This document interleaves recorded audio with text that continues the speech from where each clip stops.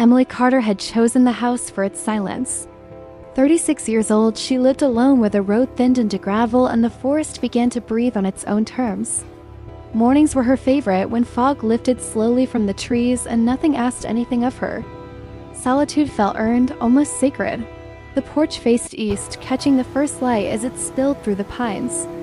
Emily sat wrapped in a faded sweater, hands around a chipped mug, listening to wind move through needles like a low tide. Since the loss she never named aloud, this ritual had become her anchor. The world stayed manageable if it stayed quiet. She noticed the movement only because it broke the pattern.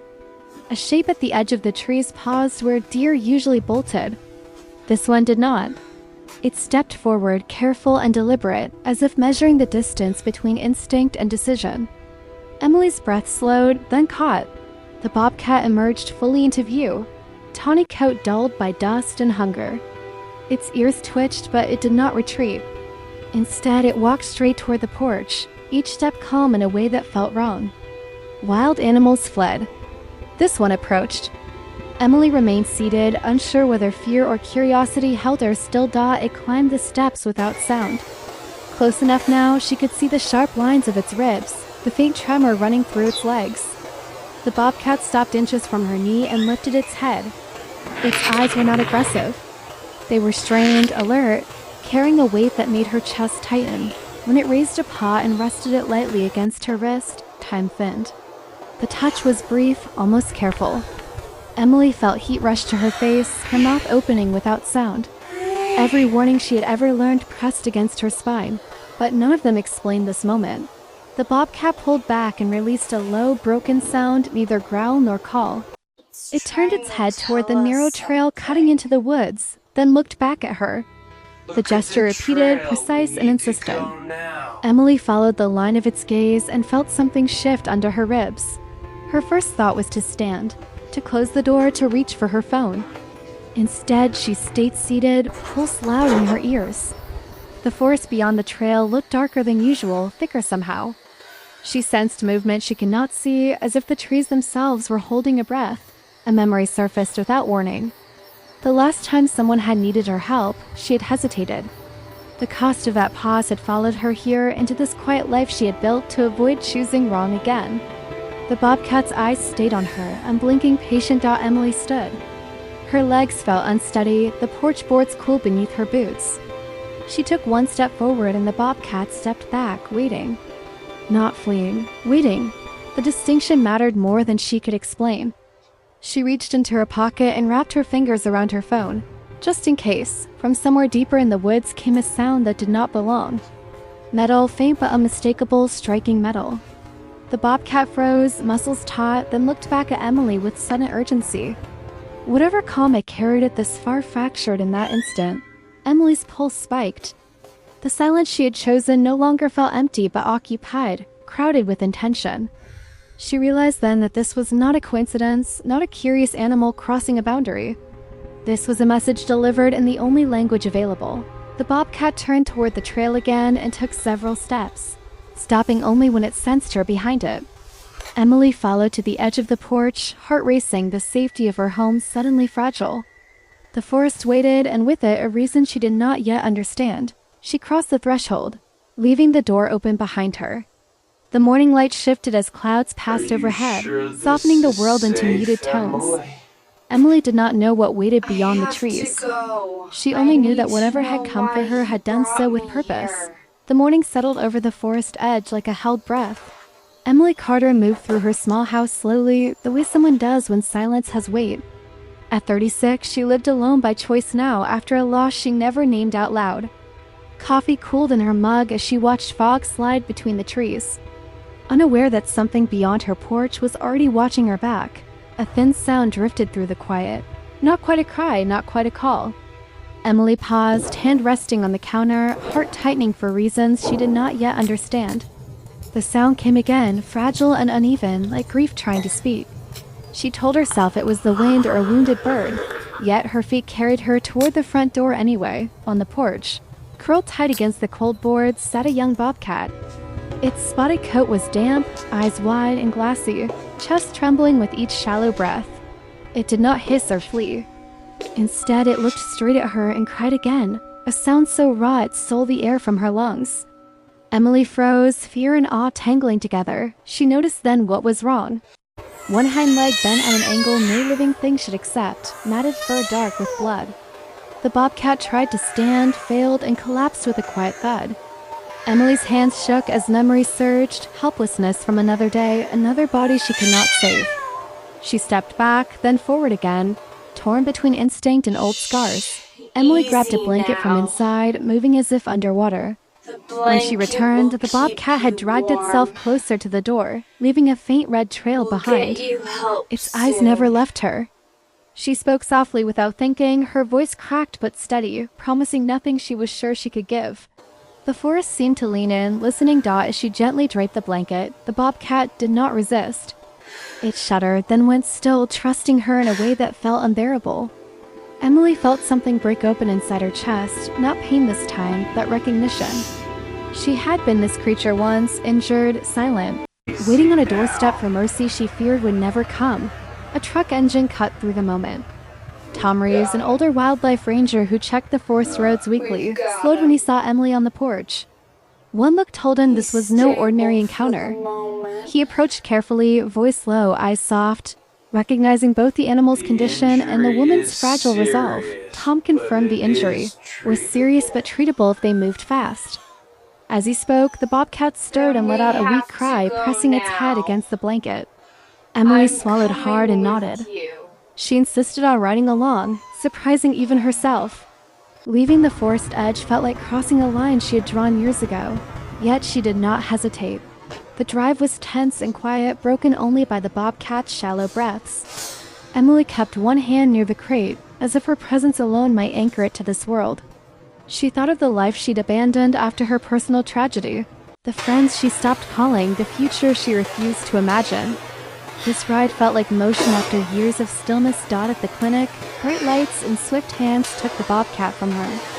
Emily stood aside, suddenly small, watching strangers fight for a life that had somehow chosen her. When the doors finally closed, the silence returned, but it felt different now. Not empty, waiting. Tom rested a reassuring hand on her shoulder without saying a word. Hours later, the vet delivered cautious hope. The bobcat would live. Emily exhaled a breath she'd been holding for far too long. Relief washed through her, followed by something warmer, steadier. She realized this was not just about saving an animal. It was about being needed again, about allowing herself back into the fragile web of life. As dusk settled, Emily returned to her porch alone. The forest no longer felt like a wall but a presence. She sat on the steps, listening to the same quiet that once terrified her. Somewhere out there, a young bobcat slept because she had answered a cry. And for the first time since her loss, Emily believed she might one day answer her own. Morning returned without ceremony. Emily Carter woke to pale light spilling across the floorboards, the forest quiet but alert. The absence on her porch felt louder than the cry had been. She brewed coffee and stood by the window, realizing how deeply the night before had rearranged her thoughts. Something had been interrupted, and something else had quietly begun. She drove to the wildlife clinic later that day, hands tight on the steering wheel. The road felt unfamiliar despite years of travel, as if she were moving through a version of life she had avoided. With every mile, doubt crept in. She wondered if caring had been a mistake, if reopening herself would only invite loss back inside. Inside the clinic, antiseptic air and hushed voices replaced birdsong. The vet, Dr. Lena Morales, explained the bobcat's condition in careful terms. A fractured leg, dehydration, infection held just barely at bay. Emily listened closely, nodding, absorbing every word like a promise she needed to believe could be kept. When Emily was allowed to see the bobcat, now bandaged and sedated, her breath caught. The wildness remained even in stillness. Dr. Morales warned her not to attach, not to expect gratitude or permanence. Emily understood. Still, she whispered to the animal, words meant as much for herself as for it. Outside, Tom Reeves waited by his truck. He spoke about the forest, about how often people mistook distance for safety. He shared his own losses casually, not for sympathy, but as proof that grief did not disqualify anyone from helping again. Emily found herself listening longer than she intended. That evening, the forest seemed restless. Emily noticed unfamiliar tracks near her property and signs of human presence where there should have been none. Flashlights flickered between trees after sunset. Her pulse quickened. The bobcat had not wandered onto her porch by accident. Something had driven it there. The next day confirmed her fear. Dr. Morales called to report signs of a snare wound, illegally set. Emily felt anger rise sharply, hot and unfamiliar. For years she'd avoided conflict, retreating inward. Now, something fierce surfaced, protective and unyielding. She agreed to help Tom report the activity. As they walked the tree line together, Emily's emotions peaked. Memories collided with the present. Her past loss, the helplessness, the choice to disappear from the world. Now she was standing here, pointing out disturbed ground, refusing to look away. The forest no longer felt like refuge. It felt like responsibility. They found the trap just before dusk, rusted and cruel. Emily turned away, breath shallow, fighting tears. Tom dismantled it silently. In that moment, the weight of what might have happened pressed down hard. She realized she could not save everything, but she could choose not to be absent. That night, exhaustion settled in. Emily slept deeply for the first time in years. No dreams, only rest. When she woke, the house felt warmer, less hollow. She understood that involvement would bring fear and pain, but also purpose. Avoidance had not spared her suffering. It had only delayed living. A week later, the clinic called again. The bobcat was healing faster than expected. Release would come in time. Emily smiled, surprised by how gently the joy arrived. Not explosive, not overwhelming. Just steady. She thanked Dr. Morales and sat quietly afterward, letting the feeling exist without question. As dusk returned, Emily stepped onto her porch. The forest breathed around her, unchanged yet newly familiar. She did not know what the future would ask of her, but she knew she would answer. Not because she was brave, but because she was present. And for now, that was enough. The days settled into a fragile routine. Emily Carter woke early, walked the tree line, and listened. The forest no longer felt distant, yet it was not fully welcoming either. It watched her now. She sensed that something unresolved lingered beneath the calm. Like a held breath waiting to be released. Tom returned one afternoon with a ranger named Claire Hensley. Claire spoke with measured confidence, explaining the investigation, the patterns of illegal traps spreading closer to private land. Emily listened, uneasy but steady. This was no longer a story happening nearby. It was unfolding around her, threading through her quiet life. That night, Emily heard movement outside after midnight. Not the soft steps of deer or the scattered rustle of wind. This was heavier, deliberate. She stood at the window, heart tight, and saw a flashlight cut briefly through the trees before vanishing.